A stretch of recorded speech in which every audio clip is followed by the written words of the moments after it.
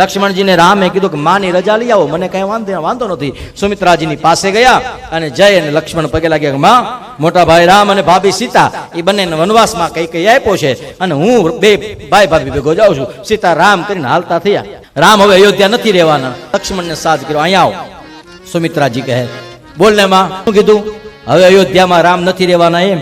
યાદ રાખજે લક્ષ્મણ, અયોધ્યા ત્યાં નથી, ત્યાં રામ રહે છે. અયોધ્યા ત્યાં છે જ્યાં રામ રહે છે. હવે રામ જ્યાં જશે ત્યાં અયોધ્યા સાથે જશે. અને યાદ રાખજે, જાય એનો વાંધો નહીં, પણ રખમાન જતો ને, મારો વખાણ કરે બધાય. નાના ભાઈ મોટા ભાઈની સેવા કરી તો યાદ રાખજે બહુ કઠિન છે. 14 વર્ષ મા બાપને મૂકીને રહેવું બહુ અઘરું છે. લક્ષ્મણજીએ કીધું બધું થઈ જશે. નહીં, પેલા વચન આપ કે સપ નહીં તું અમને યાદ નહીં કર. સુમિત્રાજી લક્ષ્મણને કહે, યાદ રાખજે લક્ષ્મણ, સપનામાં પણ રામ પ્રત્યે કુભાવ ને અમારા પ્રત્યે ભાવ ન જાગવું જોઈએ. ત્યારે લક્ષ્મણજી માને પગે લાગ્યા, માં તારા આશીર્વાદ હશે ને તો એ બધુંય થઈ જશે. જાગતા હોય ને ત્યાં સુધી આપણો કાબુ આપણા મન માથે હોય. સુઈ ગયા પછી સપનું કેવું આવે એના માથે આપણો કાંઈ સંયમ હોય નહીં. પણ છતાં તું કહેશો ને માં, સપનું તો આવે ને જો આંખ બંધ કરું તો. હું તને વચન આપું છું માં, 14 વર્ષ સુધી તારો લક્ષ્મણ આંખ જ બંધ નહીં કરે.